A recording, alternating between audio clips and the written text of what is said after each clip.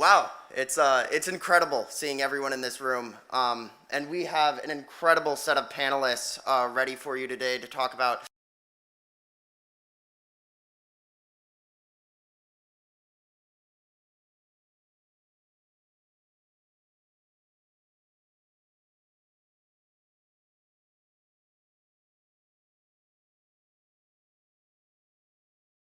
the 35th Ward in Chicago. Been in there 7 years and done some incredible work. We also have Sabrina Chan, one of our NPC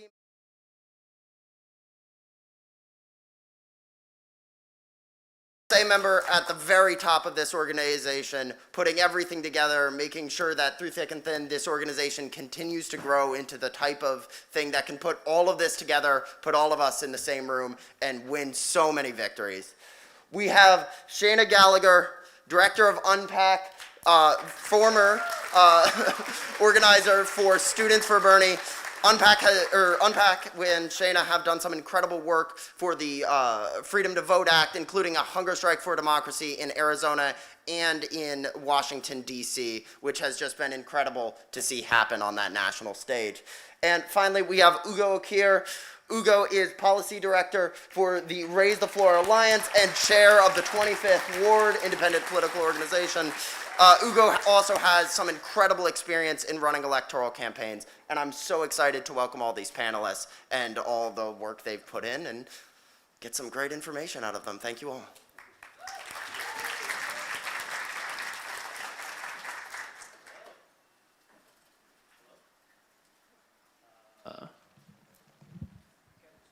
It's good now? Okay, cool. Hi, welcome everyone. This is our panel on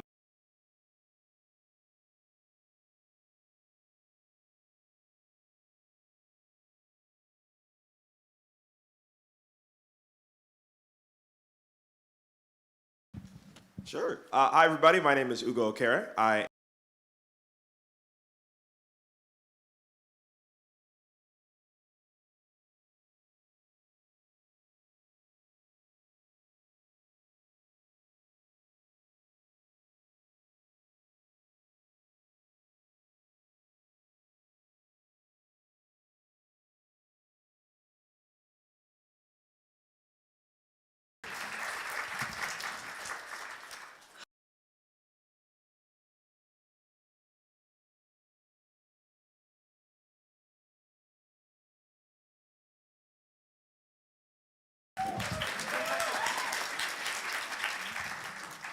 Is this one on? Oh, cool.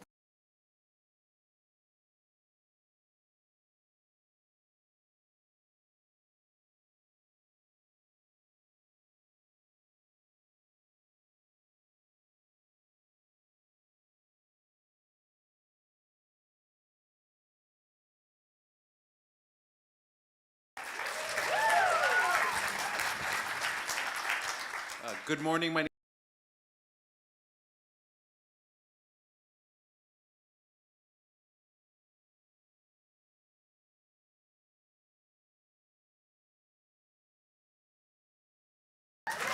Awesome.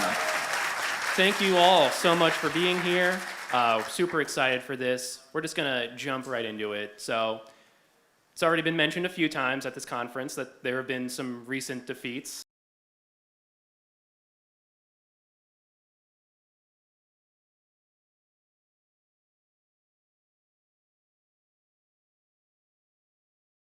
Why should young people still care about electoral organizing, and just generally, like, what would you say to people who feel despair right now?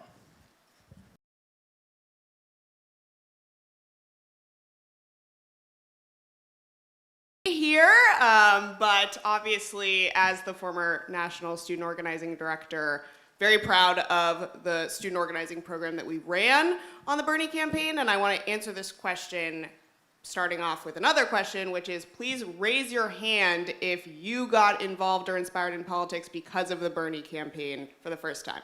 Okay, so that's why we should stay involved in electoral organizing. It's obviously not, yes. Seriously, cheers to all of y'all. It's not an all or nothing decision, right? I'm in this room right now and have had the career that I've had because I was a student organizer like you and felt so empowered that I decided to dedicate my career to empowering other young people to get involved in politics. And I just want to remind everyone that Bernie was the only presidential candidate of the 3 million in the 2020 primary election who had a funded, staffed, resource student organizing program. We need more young people like all of you to be caring about electoral organizing and agitating and pushing candidates to have these programs, because it just perpetuates this broken cycle of young people not being involved in electoral organizing when candidates don't reach out to us as a generation.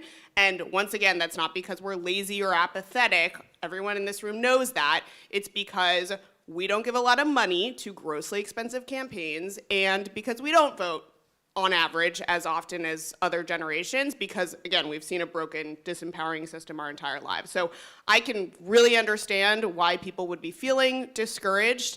And I would just say that when we feel discouraged and we give up completely, that's when they win. And so again, we're not saying everyone should just do electoral organizing, but it is an important part of a holistic organizing operation where we're building power inside and outside the ballot box. So that is my answer. Anyone else want to take it? I think it's, an issue that we sometimes have on the left where we think that electoralism as an idea, which is, the electoral system that we have in the United States is inherently racist, it is sexist, it is classist, it is built for the elites and the already powerful and wealthy, right? And so that can make us oftentimes think that we don't need to participate in the electoral system because of how already messed up it is. But the problem is, if we don't participate in it, you know who will? Your bosses will participate, and they will support candidates and legislators and bills that are anti-worker and anti-union. Your landlords are going to participate in it, and they'll support anti-rent control candidates. They'll support, pro real estate type of legislation, and that means that we don't have the luxury of being able to stand and not participate in the system. But it's not the only way, as Shayna was mentioning, that we can achieve the world that we're trying to live in, that better world, that socialist world that we're trying to live in, and. We are in the Chicago Teachers Union Hall today.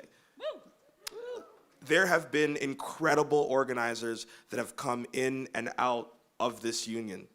Jesse Sharkey, the president of the CTU, Stacey Davis Gates, the vice president, and former president, late president, Karen Lewis. And Karen Lewis often said to Chicago organizers before they, went on any particular political endeavor, before they were, pushing some kind of legislation, to ask yourself a few things. Number one, does this endeavor unite us? And does it make us stronger? Does it make us stronger? Because our fight for liberation is gonna zig and it's gonna zag. But we have to make sure that whatever it is that we're doing, we know is gonna put us in a better place than we were before. When were the largest boons to DSA's membership? They were when Bernie lost in 2016, and then again when Bernie lost in 2020. And so it already shows us that even though, in this fight on this side of the political spectrum, we're gonna lose a lot more times than we're gonna win. And nevertheless, we still have to keep doing it, because out of those, Mariam Kabe says that let these issues, let these things radicalize you rather than lead you to despair. And I think that is what has happened in 2016, that's what happened in 2020, and it's gonna keep happening. Even though we lose, we're still gonna have an opportunity to win, and we need to take those opportunities whenever we can get it and participate in the system while also agitating from outside it. So regardless of how discouraging it can be, we gotta stick with it and we gotta keep fighting.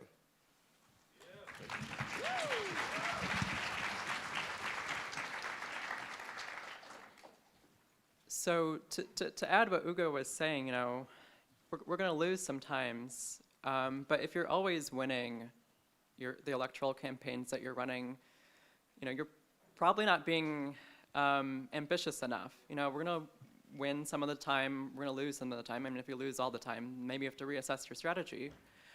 But we can't expect to win, every single time. And, to anyone, who, might feel discouraged, the reality is that we live, in a formally democratic state, and no matter what, these elections are still going to happen, and as Ugo said, if we don't participate, our class enemies will, and will continue to pass laws that oppress us. And so I believe that electoral organizing is a necessary component for a serious socialist strategy. And I think our job, part of our job with electoral politics is, we should be trying to build majorities. We should be trying to build socialist majorities. Elections are the way that millions of working class people, for better or for worse, experience and understand politics. And also for better or for worse, many of them, experience this politics and understand this politics in partisan terms, Republicans versus Democrats. But our job is, one, there's these millions of people who are being mobilized through elections, and we'd be missing out on bringing these people into the socialist movement if we're not involved in electoral organizing. And our job is to change the way that they understand politics. Bring them into the socialist movement, and have them understand it's not Republicans versus Democrats, it's the working class versus the capitalists. Woo! Awesome. So Sabrina, I would like to stick with you for a minute and move on to our next question. Starting an electoral campaign can seem pretty intimidating. The Congress, government seems pretty immovable. So if someone came to you and asked, first piece of advice that you would give to someone who wants to start a campaign, and then Carlos, I'd love to hear from you as well on this. Yeah, this is a great question. There's a lot that I would tell someone who wants to start an electoral campaign for the first time. But I think the thing I would say to anyone is that when we're running electoral campaigns, we're not running electoral campaigns just for the sake of running electoral campaigns. We're not just trying to elect as many people with good ideas as possible. It's not about these individual candidates. Our electoral organizing needs to be part of a larger political strategy. And so I would say that as your first step, when you're trying to figure out your electoral campaign that you want to run, is what's our strategy? What's DSA trying to accomplish nationally? I think that question still needs to be resolved. I think there's a lot of things that we would need to work out there, but maybe locally, what is your chapter trying to do locally, and how can this electoral campaign help you reach that goal? So, for example, maybe you're trying to pass a local Green New Deal, whether in your city, or at the state level, or maybe there's a prison that you're trying to shut down or prevent from being built, in the first place. And so once you understand, what is your local political strategy, your local goal, then, you can start to work backwards from there and, figure out what are the steps that it takes to get to that point and to achieve your goal. And to do that, you have to understand your electoral landscape. You have to understand the political ecosystem that you're working with, and you need to understand, who or what is preventing you from reaching this goal or preventing you from taking action. So maybe, on the legislative body that you want to run for, there is a really entrenched incumbent who's been there for decades. They sit on a really important committee, and anytime a bill that comes up that is trying to advance your issue, they kill the bill, they prevent it from advancing to a vote, something like that. So maybe there's like someone who's blocking your efforts, and maybe you should try to challenge this person and remove them from office. Maybe the other people on the legislative body are amenable to being moved on this, but there's this one roadblock. Or maybe it's a block of candidate or elected officials that you'll have to defeat over time. And it's not always, though, a single person who is trying to block you. Maybe there are structural things in place. Maybe there's laws that are preventing you from taking action. Maybe you want to pass rent control locally, but there's a law at the state level that's preempting you from doing so. Or maybe you have, maybe you want, universal health care in your city or something, but you can't raise, the taxes that would help pay for this because of state law. So if that's the case, then you have to kind of go back to the drawing board and figure out, well, should we target the state level and try to get these laws changed? Or should we elect people at the local level and get them to agitate, around this issue and try to change state law that way? And it's a little bit of column A, a little bit of column B. Probably, it really depends on your local ecosystem. As I said, I'm sure Carlos can speak more on that particular issue. And then the final thing, when understanding your ecosystem is that, or that your electoral landscape is that DSA is part of an ecosystem. You're not the only, group engaged in politics. There are labor unions, there are community organizing groups and other local progressive groups. And you have to figure out, how can we work with these people? And as part of your political strategy, figure out should we enter into coalition with these other groups? And are there pros? Are there consequences of doing that? And be really prepared to have to deal with things like compromise. So basically what I would say, in summary is, if someone asks me about this, is to, really think about what is your goal, your political goal, and work backward from there.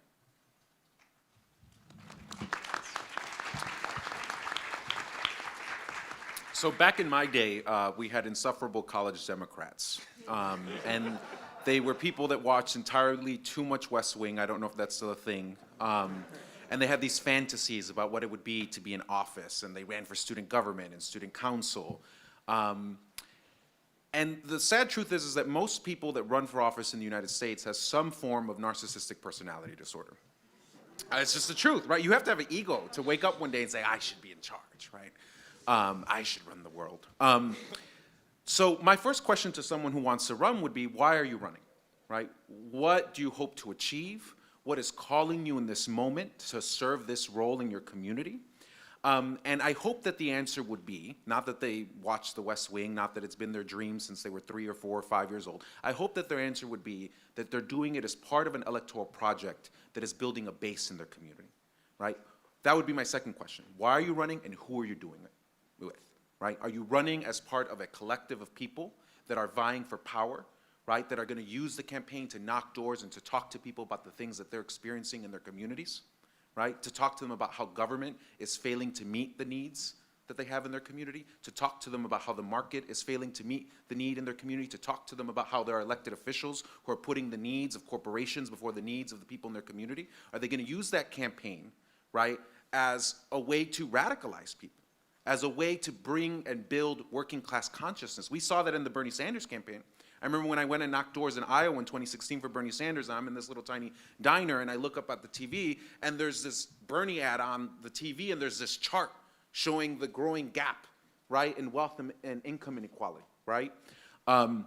So that would be my first question, would be why are you running, and who are you running with? And I think that the best answer would be that, there's a group of people, whether that be DSA, whether that be working families, whatever they call themselves, right? But there's a group of leftists, right? Hopefully they're socialists, that are coming together to vie for power collectively, and that they're accountable to that group of people, right? Perhaps there's like a nucleus, perhaps a cadre, right? And then they have a base, right, of people in their community.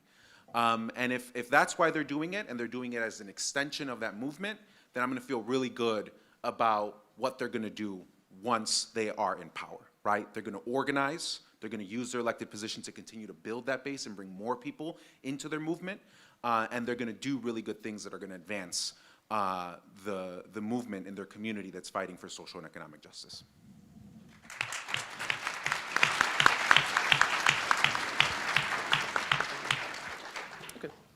Awesome. So yeah, we're going to move on to our next question. And Shayna, I want to throw back to you. Just kind of in generally, what is the role of YDSA and young people in campaign work and electoral organizing?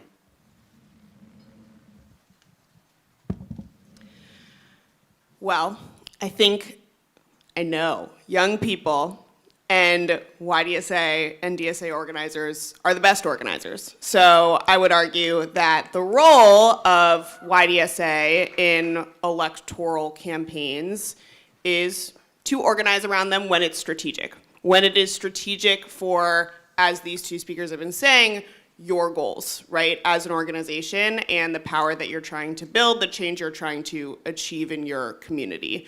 And I think that it's a really classic pitfall of a lot of organizers of all ages deciding when something is strategic for them, right? So that's the real challenge. And if you want to learn more about that, you should come to my workshop after this. But no, helping yourselves to make sure that you're picking your battles, because we can't organize for every single candidate ever, is really important. But if you can identify a candidate at any level, I would encourage you to focus on the local and state level. But if you can identify a candidate who shares your values and your goals and is going to help you advance your organization, then yes, it is valuable for you to organize around that.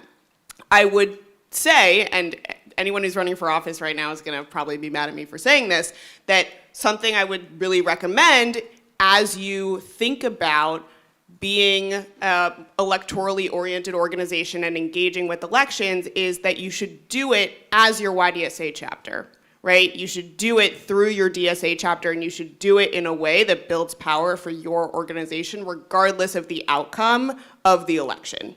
Because that is one of the really tangible ways that you can make sure that you retain folks who get involved because of that election, even after the election is over. And the campaign may or may not like that, but the reality is campaigns really value volunteers, and for most leftist and grassroots campaigns, volunteers are the lifeblood, right, of that campaign. And so you have power in that relationship, and if you know that what you're doing for the candidate is strategic for them, then again, I would encourage you to really do that electoral organizing within your organization so that it definitely does build power for you long term. Anyone? Awesome. Thank you so much, Shayna. Yeah, so we can go on to our next question real quick here. I want to throw this to you, Ugo. Time and time again, we see people kind of, wolf in sheep's clothes. They run very progressive, and then once they're in power, they just end up being the same kind of corporate Democrats. So what kind of litmus tests, what kind of things should we be looking at to ensure that we aren't supporting those people, only like people who really value our values? How much time you got? How much time? I got, this I could write a dissertation. So I think there have been a lot of situations that we've seen around the country and even here in the city of Chicago where we have people who play progressive, who play left, who play, being a socialist, so on and so forth. And, I've had, personal experiences myself with other candidates, folks who have run for office, but I'm going to try to keep it a little bit more high level without having to get into all the nitty-gritty details. When it comes to being able to tell who is on our side and who is not, I think there are three really important things that I always like to look at. One, who are their enemies? I haven't been in the game that long, but I've been in it long enough to know that you can tell who a kind of person is by the people that hate them and want to see them fail. I think that in my day job with Raise the Floor and doing labor organizing, no one cared at all about the bill that we were pushing that would end at-will employment in the state of Illinois, which would mean that your bosses can't fire you for no reason, which is what they can do now, right? No one cared about it until we filed it and it got a hearing. And then everybody on God's green earth that was an employer group came to oppose this bill because they saw that bill as a threat, right? And so that means the kind of power of what could happen if that bill were to be passed. It would fundamentally change the landscape of the boss and the worker. Now, one thing is about who your enemies are. Another one is who has this person been if they're running for office and they're saying they're progressive, they're leftist, they're socialist, whatever. Where have they been? If they're talking about that housing is really important to them, affordable housing, anti-gentrification work, have they been on the front lines with you fighting for rent control? Have they been at the protests making sure that tenants are not evicted from their buildings? What have they been doing around the issue of housing, violence prevention, policing, so on and so forth? And also something that I think that the left struggles with as we are now gaining more and more power is who are they now? Because when leftists get into office, oftentimes they're just some dude, they're just a regular, they're regular people, right? They're not people who have been whose entire family has been in politics for their entire lives. They're not someone who's spoon-fed millions and billions of dollars from their family or something like that. They're just really regular people now. And regular people have regular relationships. They have friends. But the thing at the end of the day is that we have to remember that elected officials are elected officials. They are not our friends. They're not people that we have these parasocial relationships with. We have to be very serious about the fact that they are there to do a job and represent the people that they have been elected to represent. And oftentimes when these people get into power, people forget that. The people who get really close to them have forgotten the fact that they are an elected official. And they have 1,000,001 new concerns that they didn't have before they were elected. And one of those is, how do I keep my $117,000 a year job, right? And there is a case study right here in the city of Chicago. One of the alder people at the city level in the 10th ward, she had a metal shredding plant coming to her ward called General Iron. I don't know if any of you heard about this campaign, but General Iron was a metal shredding plant that existed in Lincoln Park, one of the most wealthy, affluent white neighborhoods in the city. But wealthy, affluent white people don't what? Metal shredding, polluting plants in their neighborhood, and so there was a permit process to get it moved to the southeast side of Chicago, where this alder person, governed. This is already a community that has dealt with a bunch of pollution. This is an immigrant community of both Polish and Latino. And it was a year-long fight of community members who went on a hunger strike to stop this plant from coming to the southeast side, right? And this is somebody who has been on the right side of politics for a long time. This person was a teacher. This person came out of the Chicago Teachers Union. And for the entirety of that year, there's this larger conglomerate organization that, I'm a part of the 25th Ward IPO. There's a larger organization that's kind of a coalition organization of progressive organizations. And the entire time, while they were fighting the General Iron plant and the move to the southeast side, they didn't say anything about the elected official in question. And so people on the southeast side were very confused, and they were unsure about their relationship to this elected official and everything that they had done so far. And that's an example of how people forget sometimes that these people are elected officials, and they have their own interests in keeping themselves elected over and over and over again. Here's an example of what it means to actually hold someone accountable. In the Chicago Democratic Socialists of America, I ran against a guy who got elected to alderperson of the 40th Ward. He ran as a Democratic Socialist. And in the city of Chicago, budgets are used as a litmus test sometimes. Am I talking too long? Are y'all trying to cut me off? They can be used as a litmus test sometimes to test how much is this elected official really with us. And this budget that was slated to be voted on, Carlos voted for it, or voted on this budget as well. It was one of the first serious tests of their leadership. And this budget was called anti-black, pro-cop, capitalist budget. Absolutely terrible, could not be voted for. And this dude voted for it. The alderperson of the 40th Ward voted for it. And CDSA very quickly censured the alderperson. He is no longer welcome in the Socialist Caucus. And that's how you hold an elected official accountable. And again, you have to look at where someone has been, who their enemies are, and who they are now. And I just think that's really important in this process. Can I add a quick thing? Sure. I just want to, first of all, say I don't live in Chicago, so we can still be friends, Carlos, because you're not my elected official. But that was a good point. All right, so a litmus test that I would propose to all of y'all, and something that I really think all leftists, young leftists especially, should think about. For federal candidates, obviously my experience has primarily been at the federal level in terms of political and electoral campaigns that I've worked on, is do they acknowledge that they are operating within a fundamentally broken system? And I think that's an important litmus test for us as socialists if we are assuming that our theory of change is at least partially within the Democratic Party and moving it left, right? And the reason that I say that is because I will say something to all of y'all that someone said to me after Bernie lost in 2020 that I will never forget, which was that in pretty much every other functional democracy in the world, there is a legitimate labor party, right? There is a party that is accountable to working people, and there is a corporate party.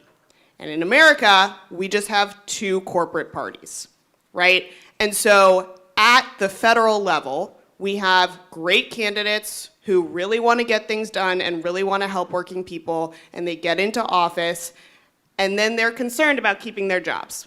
And they believe that they're doing a better job than the next guy who could win if they don't make compromises, right? And my point is that at the federal level especially, good people become corrupted by a corrupting system. It's not their fault, but that is what happens because we have such a system of legalized corruption at the federal level in terms of the way our democracy works now.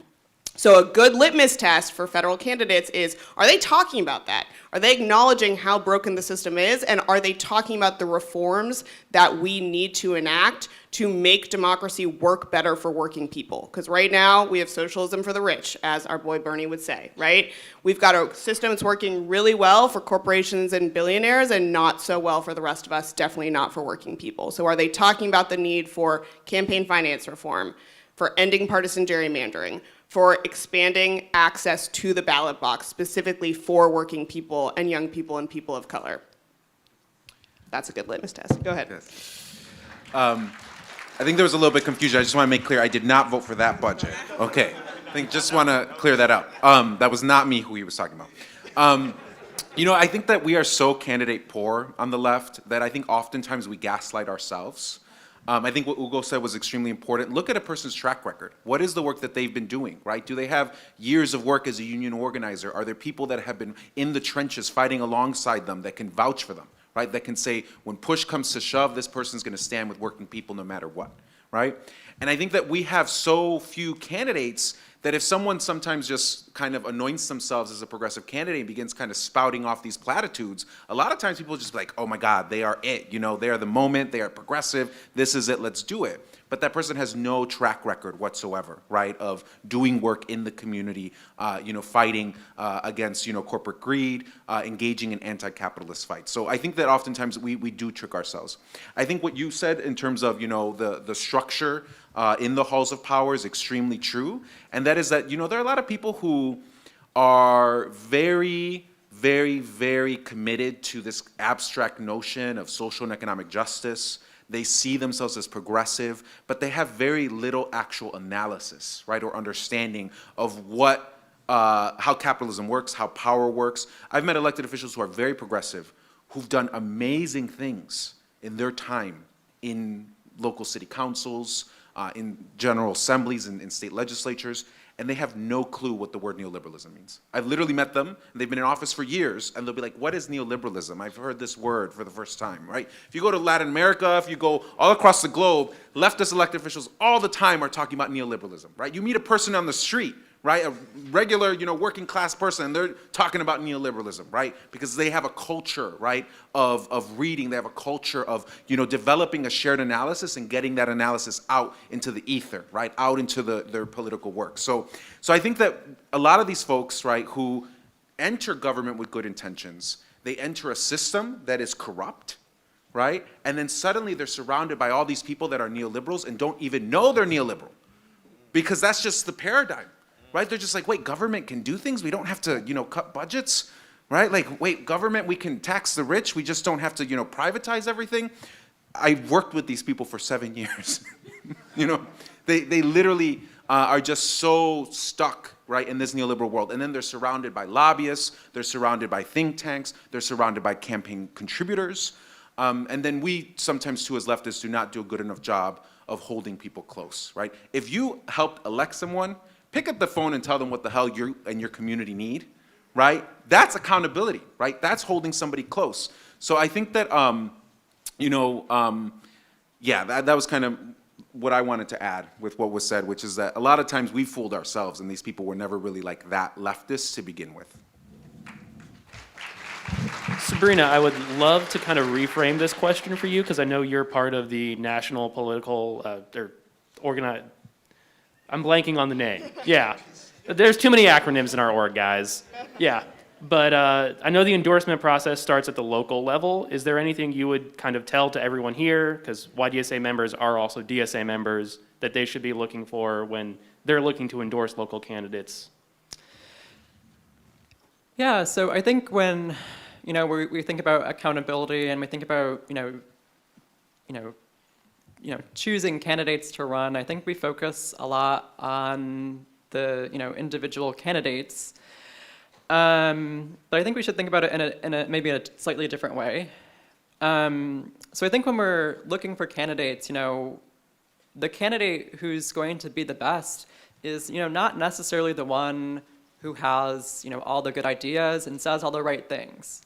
And I also don't think the best candidate is necessarily, the most committed DSA member, the person who's been active the longest or in leadership the longest. I think it's great that we're moving, in some chapters toward running like cadre candidates, but I don't think, that's an immediate fix. I don't think electing a cadre candidate is a shortcut to a good outcome.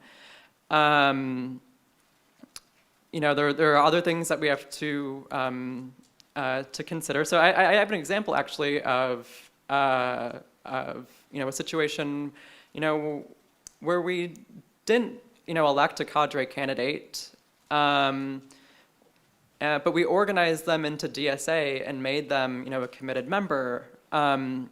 In the New York State Assembly elections in 2020, Marcela Matenes and Faris Soufront Forrest, from what I understand, were not members, or maybe they're paper members at the time, that they were approached about running for office. and they were both involved with tenant organizing in New York, and there were members of DSA who were involved with their tenant organizing, and they were approached by DSA members and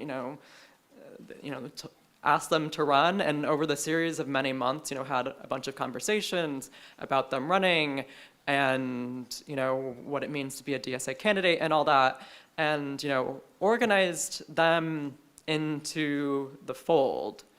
Of course, there is a tension with accountability to DSA.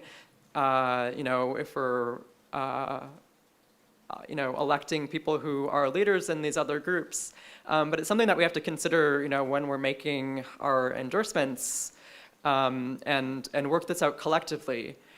But I would say, really the most important thing is that we are communicating and collaborating with our candidates, with our electeds, regularly. And talking about, DSA's theory of change with them, and talking about what it means to be a DSA member, and to talk about our expectations. That is, really important when running someone. But I would say, even more important than focusing on the individual candidates is that we need to build up our chapter infrastructure, our electoral infrastructure in our chapter to support these candidates in their run for office. Make sure that members of our chapter have skills to do communications for campaigns and fundraise and do field organizing and manage campaigns, so that we're the reason that we're putting these candidates into office, and we're the driving force behind these campaigns. Because it's okay to support candidates in a coalition. It's okay to be a minor coalition partner and support candidates. But if we're the driving force for why the candidate is elected, I think they would be more willing to regularly collaborate with us and hopefully develop a member-driven, collectively decided upon legislative strategy. And to that, when we elect candidates, there are two sides to this accountability question. There's what the candidate owes to DSA, but there's also, what does DSA owe to the candidate? And so if we're, in a situation where a candidate makes us, unhappy, does something that we don't like, we have to, I think a good place to start is to ask, did we ask someone to do something? And did they not do that? You can't hold someone, I think it's difficult to hold someone accountable to to something that was not clearly, communicated to them. And so, one, make sure that, when you're running candidates and when we have electeds, that we're regularly communicating with them. And at the heart of this, I think accountability is an organizing problem. When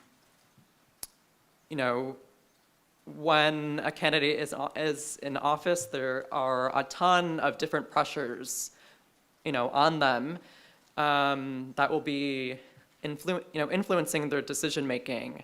And when we're supporting our candidates, we have to really consider, what are the balance of forces in their district or in your local community, and how can we organize their constituency so that the demands that we're making are also the demands of the constituency, and they can apply pressure to the candidates or the elected, so that it's they have to listen. They have to listen, not just to you, but to their entire community.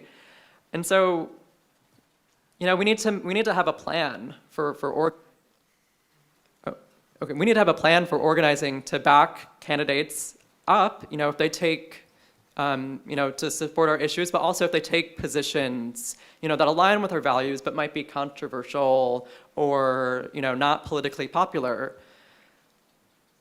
The thing I want to end on is that there is, this dilemma to electing socialists to office, especially when they are a minority bloc and a larger, left liberal majority.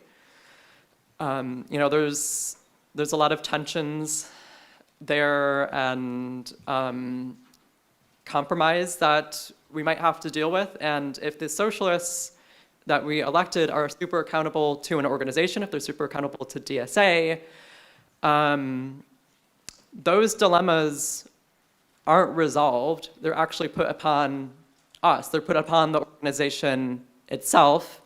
And we, as an organization, have to discuss, have these really difficult political discussions collectively and decide, what makes the most sense. Where should we compromise? Where shouldn't we compromise? What are our red lines? What are we okay with?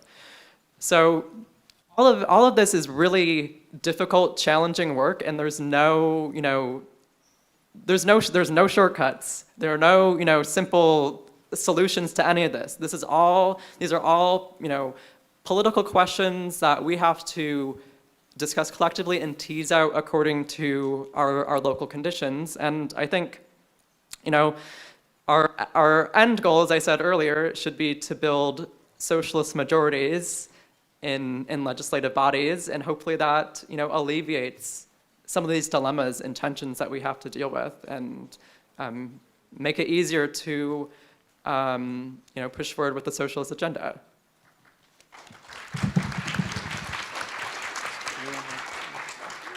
Any more thoughts? Move on. Okay, yeah, cool. So next question, I want to throw this specifically to Carlos. Carlos has done kind of an amazing thing on the Chicago City Council. He put together the Democratic Socialist Caucus, and round of applause for that, guys. There's a Democratic Socialist Caucus on a city council in one of the largest cities. That's amazing.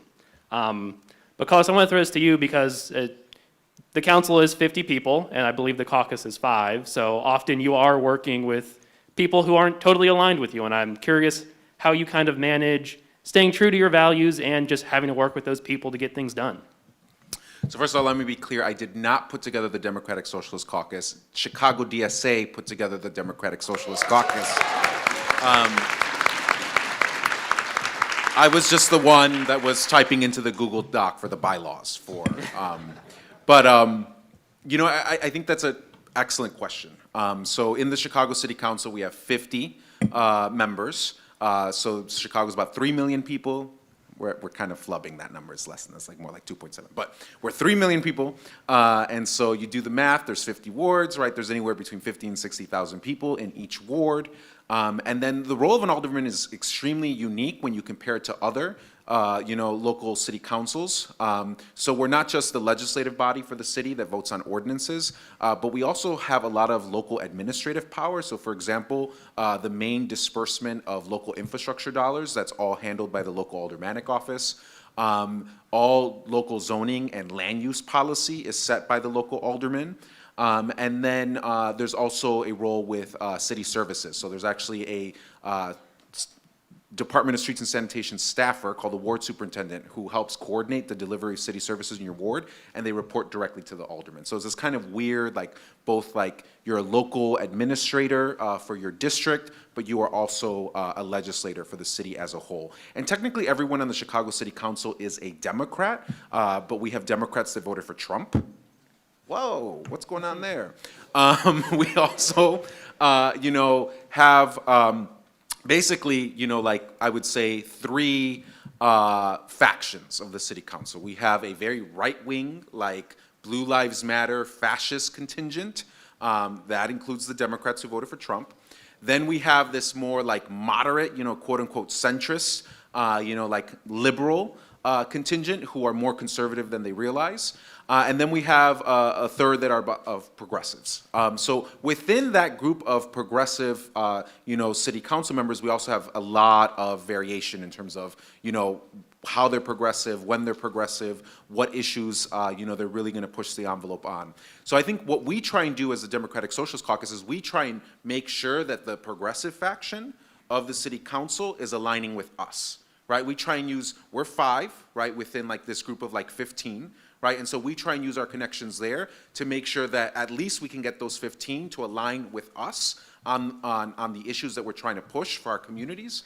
And then we try and use that 15 to reach the other liberals, right? To reach the more centrist, moderate folks. And that's when we run into a lot of issues. Because that's when they're like, you got to water it down. You got to water it down. We're like, Jesus Christ, like, how many more like amendments do you want to this before you'll sign on? So that's a very difficult, process to go through.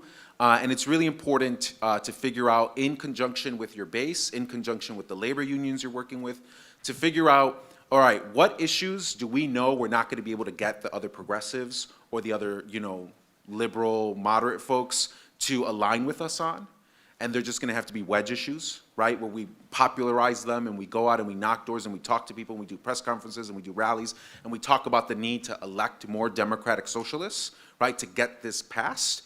And what are the needs, in alignment with our base, in alignment with the community groups, the labor unions that we're working with, where we want to see an immediate win now, right? And that immediate win can help set us up for bigger wins in the future. So that's a very difficult strategy to parse out. But we try and parse it out in conjunction with everyone that we're working with. I wish that we were further along. I wish that we had a party apparatus. I wish that, we had a lot of the things that we see in other parts of the world, but we're not there yet. And so that does force us many times to work in coalition. But ultimately, my main focus is always making sure that the things that we're advancing are improving the lives of working people, right? And, then we can go back to our communities as a Democratic Socialist bench and say, because we were there in the halls of power, right? Because you and us collectively as a community came together alongside progressive labor unions and community groups, and because we engaged in this fight, right, whether it be to make sure that Chicago's a true sanctuary city, whether it's to institute civilian oversight, whether it's to increase funding for homeless services, because we came together and fought for these things, we've won them, right? But there's so much more to win.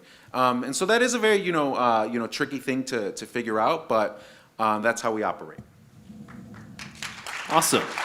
Yeah, and I know our other panelists might not have much expertise on that, but our next question does kind of follow up on that. A lot of people think that the only time they can support a candidate is when it's election time. So I'm curious, how would you encourage people to support our friends who are in office and make sure that they're able to carry out their agenda? So one of the other things that I do outside of the day job stuff, DSA and all the other things, is I'm the chair of the 25th Ward Independent Political Organization. That is something that I don't know if it's unique to Chicago, but basically it's your local, like your most basic unit of government, your ward organization. And in Chicago, they've usually sprouted up when like an alderman is like terrible and they want to get rid of the alderman. And like historically, like a lot of them I think were popping up around the 70s and the 80s and things like that. And the one that I'm in has been there since the 80s. And yeah, there was a terrible alderperson there, but now like we have a really great one. We have a socialist alderperson. His name is Byron Sigcho Lopez. And yes, he's one great dude. And there are also places like in the 35th Ward, their organization sprouted up when after Carlos ran for office, and that was an opportunity, a tool to be able to hold himself accountable. And this is where the real use for these kinds of ward organizations are. In the in-between time of elections, there is so much work that needs to be done, because it's not just about electing the person to public office. It is about then working with that person to get the things that you need, because they cannot do it alone. It is not possible, especially when you are a leftist or a socialist in office. Like, you are going up against, you are in the belly of the beast in the United States, and you are going up against capitalists and people who want to see our movement fail every single day. And so in our IPO, the kind of work that we do, like we work extremely close with Alderman Sigcho Lopez. He is a part. We work with him on political strategy. We don't have to like lobby him. We more so work with him on the votes that he's going to be taking. We build in our community by bringing more people into the ward organization and getting more people involved in local politics. And in turn, while that's holding him accountable, because like this is his base people that are going to come out and support him and vote for him, it's also allowing us to get the things that we need as a community. It's a lot easier to work with your alderperson if you're connected to their local ward organization, right? So I think that like that is a super, super important thing, to be a part of an organization that structurally like puts into it working with their local elected official. Because there's I really can't think of a better way to at the same time holding your elected official accountable, also fighting to get the things that you need. Amen. Well said. 3 things I want to add to that, 3 of the most important organizing lessons that I've ever learned that I would love to impart. The first one is that you can basically assume in 99% of cases that an elected official's self-interest is winning their next election campaign, right? That is a really important thing to just assume. Again, not 100% of the time, but just assume about an elected self-interest that they care about their next election campaign, whether or not they're running for the same office or higher office, right? So knowing their self-interest, another important organizing lesson is there are really only 2 types of power in the world: organized money and organized people. And couple caveats there. We are never going to have as much money as the capitalists, right? That's very clear, and so our theory of change needs to come from organizing the people. That said, we still do need some money to do cool things and to win, so pay your dues. And then on that note, again, if we're trying to manipulate an elected's self-interest, which is winning their next election, and we know that they are being constantly bombarded by lobbyists who can offer them money, right? That's organized money. Then what we need to make clear is that we can offer them organized people. So it's not just a matter of, meeting with them one time, but it's demonstrating that we actually have power in the way that we organize people that can serve them, for example, in their next election campaign, right? And then the third thing is that we are up against organized money and they are constantly at it. So don't forget that they're not just spending money to elect people. The then lobbying apparatus continues to spend billions, collectively, billions of dollars on our electeds to advance their agenda while that person is in office. And so, once again, the workshop that I'm running is about constituent lobbying. We as constituents can also lobby our electeds. And that is actually our responsibility, really. If we helped elect that person, we should be holding them accountable, as these speakers said. And we can do that through constituent lobbying meetings, through building a relationship with the elected and demonstrating to them that we have power in organizing people outside of just the election, and we can use that to either help or hurt them. I want to hear Carlos answer this one. Yeah. Those were wonderful answers. Yes, ditto to all of that.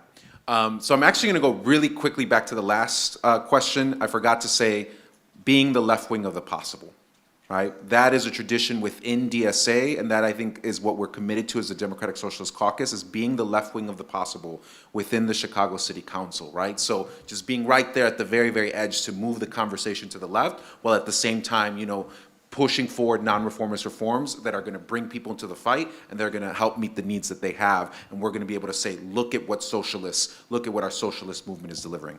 But how can you support your elected officials? So don't elect someone and then just be like, okay, bendición, this is the blessing, go do the people's work, we're rooting for you, we all hope that it's all going to work out.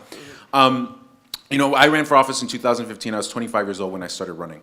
And there was a young man, like my same age, and he was engaged in a organizing project, unpaid, where he was bringing together tenants, where he was bringing together people who were facing housing insecurity in the ward where I was running, in the community where I was running, and he was getting them to organize. They were doing actions, they were lobbying the local alderman that I was running against, and basically they were like, look, this guy is in bed with development interests, the incumbent that I was running against, and Carlos is going to be accountable to us, right? Carlos is going to fight alongside us to advance the demands of tenants, to stand with, you know, people that were facing displacement and housing instability.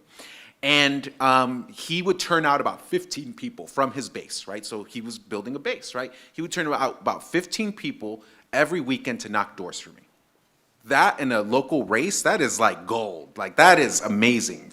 And so I win office, and I'm like, hey, let's sit down. Let's talk about, like, you know, what we want to, like, do now, you know, in conjunction with the base that you're building. And he's like, oh, no, I can't talk to you. And I was like, why can't you talk to me? And he's like, because I have to be independent from you. That is not how you deal with power, right? When you elect someone and they're aligned with you and they're part of your leftist project, whether it be a social movement that you're building, whether it be an electoral project, whatever it is, you hold them close to you, right? You talk to them consistently. They should come to you. You all should be talking about, okay, what's the vote that's coming up, right? How is that going to impact our community? How can we use this to advance, you know, our project in our community? And the work should not just stop on election day, right? We need to create a culture of participatory democracy, where we are knocking doors year round, where we're asking the people in our community to come and to meet with their elected official to talk about the things that they need. So if you just view elections, right, as democracy, then that means that every 4 years or every 2 years, only a very small group of people, right, get to participate. And that's it. How disempowering is that, right? How flat, how stale is that, right? Socialism is democracy, and democracy is socialism. So that means that every single day we need to be thinking through, how do we create the opportunities for people to come together to engage in that democracy, to build socialism from below. So in the 35th Ward, what we've done is we've created community-driven zoning and development, where local community groups negotiate directly with developers, negotiate directly with investors, get concessions for the community, and then it's ratified by a neighborhood assembly. We've had neighborhood assemblies where 600 people come out to make sure that a city-owned parking lot becomes 100 units of affordable housing right next to a train line, right? And that happened, that meeting happened because I, as the elected official, connected to this base of people in my community who are leftists, was oriented towards participatory democracy, right? Towards using my office to create those spaces for people to come in and do democracy and do socialism. But it also happened because there was a base of people that 4 years leading up to that meeting, in conjunction with the work that I was doing at City Hall, were out knocking doors and talking to people about the need of replacing that parking lot with affordable housing. So it is a lot of work, y'all. It is year-round work, but when you build that base, when you go out and knock those doors, you're then gonna be able to grow the number of people that you have in elected office, and you're gonna be able to win more things for your community.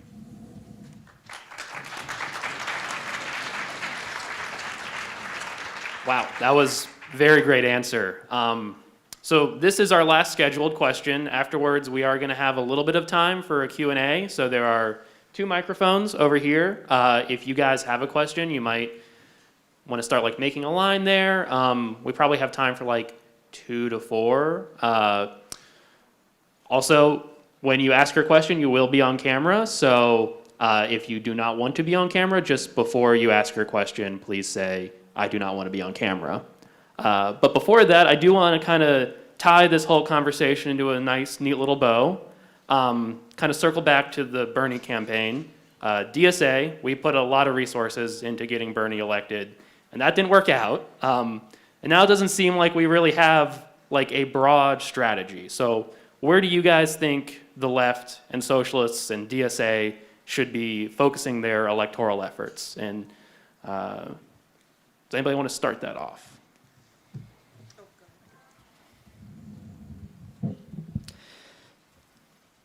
Yeah, so, it's really disappointing, that Bernie lost in 2016 and 2020, but, that can't, stop us from continuing to do work and continuing to do electoral organizing. I think something, that we did see with Bernie's candidacy is that his democratic socialist, whatever you want to call it, platform, was popular enough to energize millions of people in this country to come out, to volunteer for him, to donate for him, and to vote for him. But the reality is that this progressive left coalition in the US is not in the majority. It's not, the largest block of voters. And so what we should be doing is trying to expand this coalition and, really investigate, where did Bernie do well, and try to bring new groups into the fold. So, there's a lot of work to be done in organizing labor unions, to make them more radical, more militant, and more willing to fight for, socialist demands, and we can bring them into the fold. Bernie did really poorly with black voters, and there are, we could talk a long time about, why that was the case, but we have to do,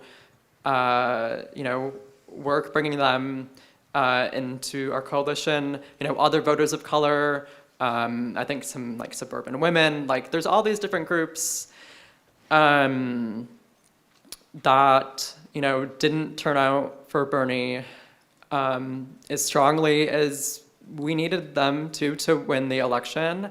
And it's our job now to organize with those communities and grow our, coalition. And so how exactly we go about doing this is going to be a big conversation, I think, in DSA nationally, because I think it's maybe unclear exactly, how to proceed. But I think in terms of electoral organizing, I think that one place that we can focus is with state level government. I think that tends to be an area that people have ignored in the past. And I think it strikes a good balance between being approachable for our chapters to run an election in. It's not running for Congress. It doesn't take the resources and energy to run for state house as it does for Congress. But also the state level has a lot of power in the U.S. States have control over a lot of different things, budgets. They have control over. They can preempt laws at the local level that we talked about, or that I mentioned earlier, like rent control, for example, is prohibited in the state of Illinois by state law. So running for municipal office can have its limitations in trying to pass some of these reforms. So I think organizing at the state level is a good way for us to develop the electoral skills that we need to run for higher office. I think, eventually we should be, running candidates for Congress, but I don't think we're at that point. I don't think there really are many, if any, DSA chapters who are at the point where they could be the main driving force in a congressional campaign. And that's not to say that we should never be involved in those campaigns. I think it's okay to be, a coalition partner in those races. But, in those cases, then we have to have, tough political conversations that we work through collectively about, what are we willing to compromise on and what are our red lines. So, I think state level organizing is somewhere where we should focus. As for what states, we might want to focus on and target, I think that really depends on what is our long-term goal as DSA. in the next 10 years, in the next 20 years? And I don't think we have the answer to that question yet. And I think that's something that we need to, work out on the NPC, at the National Convention. Because once we know what our goals are, then it's easier for us to figure out how we want to prioritize the limited resources that we have. And as I've said several times, during this panel, I think, one of our big goals is to develop, a majority support, majority constituency for socialism in the US. It's going to take a very long time. It's going to be very difficult. But if we want to transform society in the way that we want to, we need to have as many people, as all of the working class, as much of the working class as possible, who make up the majority of society, on board with us.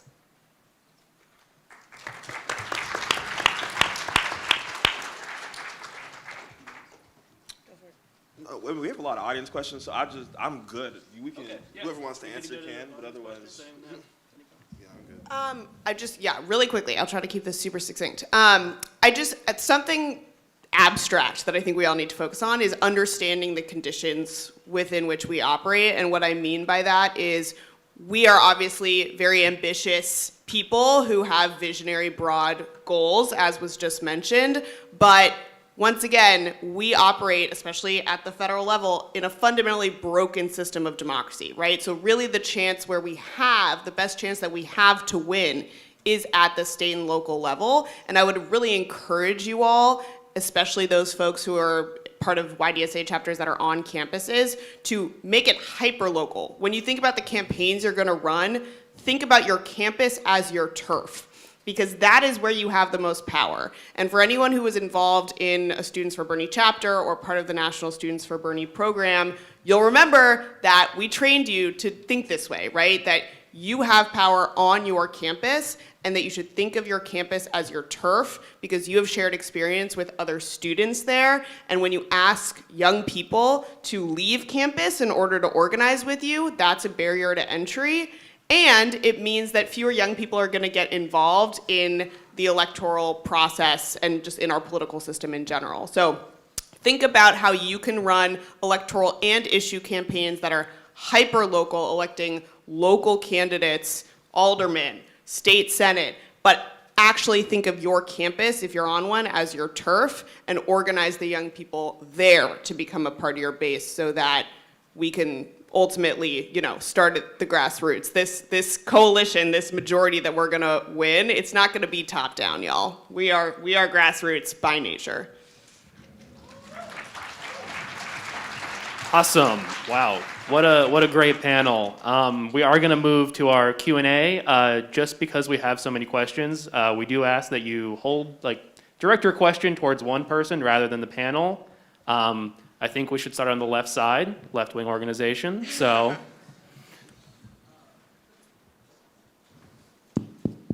Hello? Oh. I'd prefer not to be on camera if that's okay. My name is Eli, he, him. I'm from East Tennessee State University, and I'll try and get through this quick. I'm from Appalachia, and we have a very radical and militant labor history.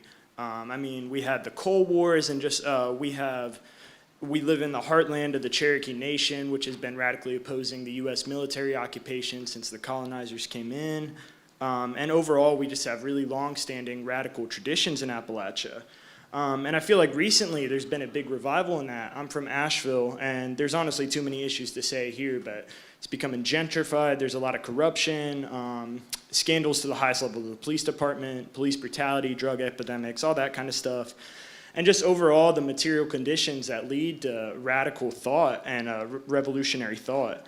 One of my favorite quotes is, "There's decades where nothing happens and weeks where decades happen." And it feels like recently in Appalachia, those decades are happening every week. Sadly, the only issue with this radicalization is it goes both ways. I went to church and I met people like Madison Cawthorn, and I've seen people like Trump and right-wing populism really capitalize on these radical conditions in this radical Appalachian working class.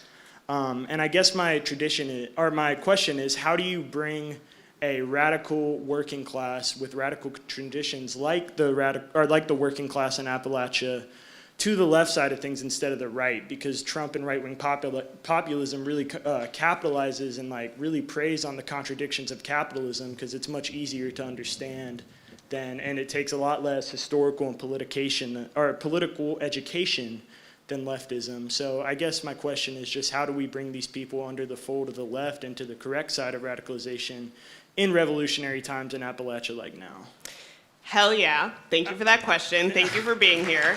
I would love to take this one because I spent the past 5 months organizing in West Virginia, which is the only state that is fully encompassed in Appalachia, as I'm sure you know. And my answer to that question is, it really is about framing and our word choice at the start, right? That's not gonna be enough, but the reality is we know that there are buzzwords and wedge issues that are used on both sides to further divide us, right? When the real divide in this country is not left versus right, it's top versus bottom, it's working class versus the capitalist class. And we know that both parties actually are, the elites in those parties are perfectly fine with the status quo, right? They're perfectly fine with us blaming our conservative neighbors and those conservatives blaming their woke liberal neighbors when really they're continuing to profit and get richer and the rest of us are suffering, right? So it's a matter of good organizing, and good organizing is where we meet people where they're at, right? And there are a lot of working class people in these places of populist tradition, like Tennessee, like West Virginia, where they can agree. I talked to tens of thousands of these people this summer when I was canvassing in West Virginia. They will agree that we have a fundamentally broken system, right? That political corruption is rampant and that we as working people should come together and do something about it. But if we are using the jargon of the left to describe that problem, then we will lose people. So it is important for us to be cognizant of our context and know where we're organizing and understand that we can be talking about the exact same thing and the exact same problem as our conservative friends and neighbors, but we're using different words to describe that issue. And if we can figure out the terminology in a way that resonates with them, then it's much easier to start to get them to see things our way and to ultimately radicalize them to join our cause. Thank you. Hey guys, thanks so much for talking with us this morning. I think a lot of you spoke to how many people tend to think of accountability in reactive terms, like disciplining electeds, should they cross us in some way or take a bad vote. I think Sabrina started speaking of this, but could you guys elaborate on the importance of thinking of accountability in proactive terms? In other words, building the power necessary to insulate our electeds from ever capitulating to the capitalist class enter their strategic calculations. In other words, like what strategy and tactics does that involve, especially in extra-parliamentary realms like the labor movement?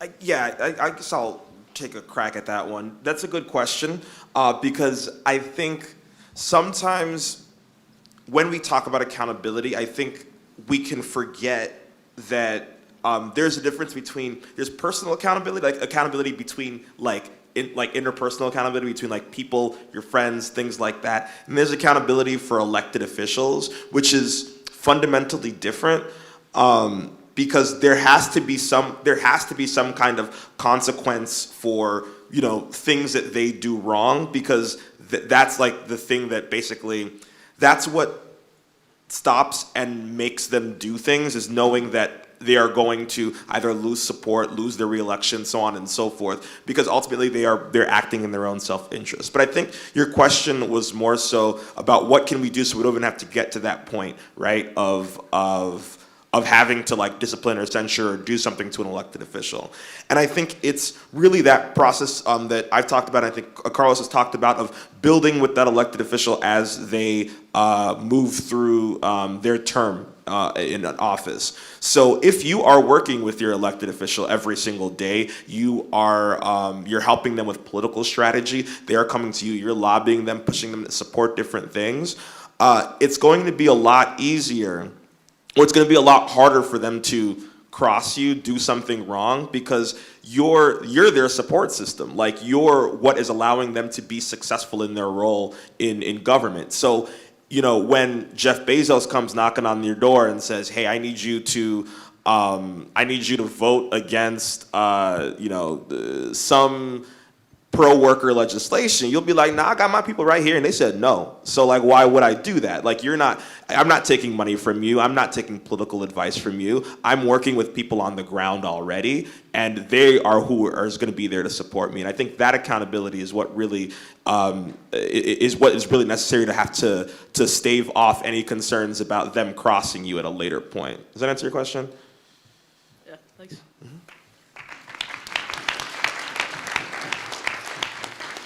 Hello, my name's Nishan from Seattle. I guess this question is mostly directed at Shayna because she was talking about the corrupting influence of the corporate system that we're in, and I guess that means the corporate parties.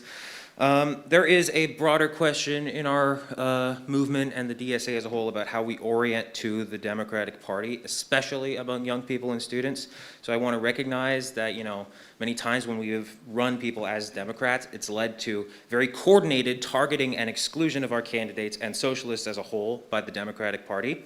So it makes it difficult for our electeds, especially in Congress, to effectively call out Joe Biden, who has just like failed to pass the PRO Act and canceling student debt and even an infrastructure bill that should have been supported by most of his party. And we can't call him out on not fighting on that. Of course we do, but not our electeds. So with that in mind, should we be focusing on building movements through campaigns, sort of like was also talked about today, independent of and unreliant on the Democratic Party? Really salient question, for sure. Thank you for coming all the way from Seattle. I think that it really just comes back to what I was saying about accepting the conditions and understanding the conditions that we're in.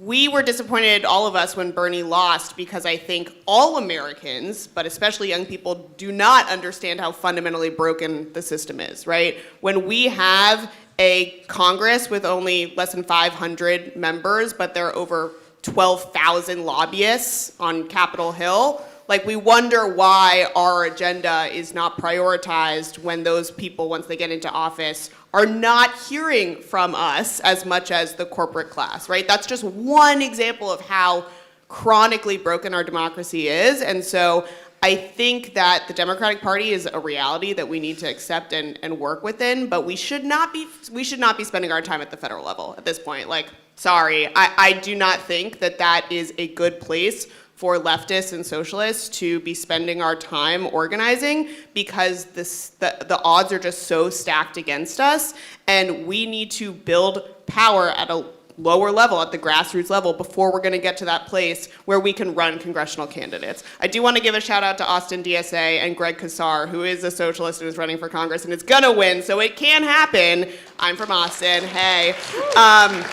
But that's not where we're at in most places, and there are just so many more levels where we lose accountability and access to our elected when they're at higher office. So we should be focusing on the local level, and it is much easier to really undermine the influence and the stranglehold that the corporate Democratic Party has on working class voters, ultimately, when we start there. So we can't ignore the Democratic Party completely, but I really would encourage you all to focus at the state and local level in terms of the elections that you're running.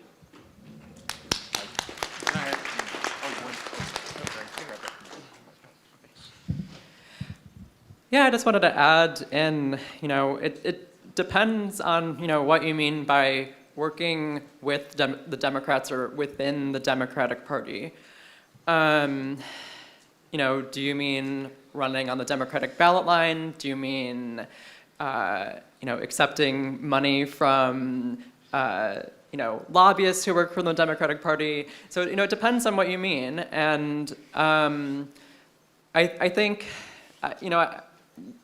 this is my hobby horse, I say this a lot, but the Democratic Party in parties in the US, any party, even a new one that gets created tomorrow, are not parties in the traditional sense of the way that we should be thinking about them. They're not like, say, like a Labor Party in a different country.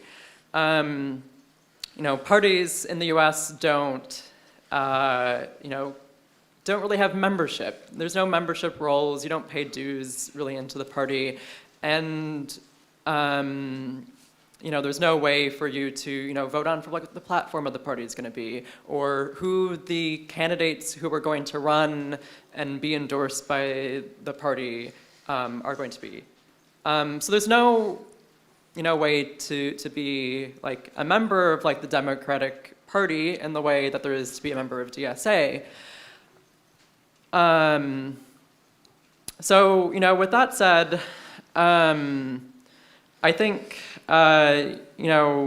there's nothing wrong with running like on the Democratic ballot line. I think that's just, a tool or like a reality that we have to deal with. In the US, just because you run on the Democratic ballot line, doesn't mean that you ascribe to a particular platform. I could run if I wanted as a communist, and they couldn't really do anything about it besides try to kick me off, challenge my petition signatures or something, but they can't, expel me from anything. So with that aside, I think our goal is to be building up independent infrastructure to be supporting candidates, to be building up our chapters, to build up our electoral working groups so that we can run, campaigns from start to finish, so that we can, provide the comm support, so we can provide the field support, so we can provide the fundraising support, so we can supply the campaign managers and the field field directors and so on. We want to be the driving force of these campaigns, and whether or not someone runs on the Democratic ballot line doesn't really,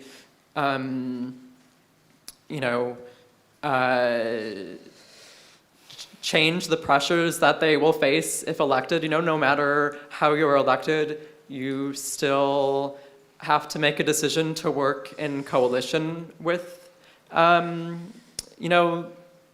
different groups who are elected to the legislative body. So you have to make those decisions and discuss, what your orientation is once you're in office. Discuss as a chapter, discuss, collectively, and have these difficult political decisions about, Joe Biden or, Congress didn't pass Build Back Better. Like, is it strategic to be calling this out, or should we focus on something else? So these are all, political questions that we have to grapple with in our chapters, and there isn't like a one-size-fits-all solution. Sometimes it might not be strategic to be very adversarial and to, sloganeer and call people out all the time. You have to really consider like what are you fighting for, what are you trying to win? But there are opportunities when you can do that sort of thing. Carlos, did you have anything that you want to add? Said it. It's perfect. Okay, so we do have a hard break at 12 for lunch, and I know we're all probably getting pretty hungry, so we might have time for one, maybe two if we're really quick. Really appreciate your questions, but yeah. Yeah, I think a lot of the subject matter of my question has already been addressed, but I'm wondering for any of your opinions on the efficacy of creating a third party that will actually run candidates, in our very broken electoral system, and your opinion if we should do a dirty break or a clean break from the Democratic Party. Yeah, let's do it. We're really, really, really long ways off from getting there.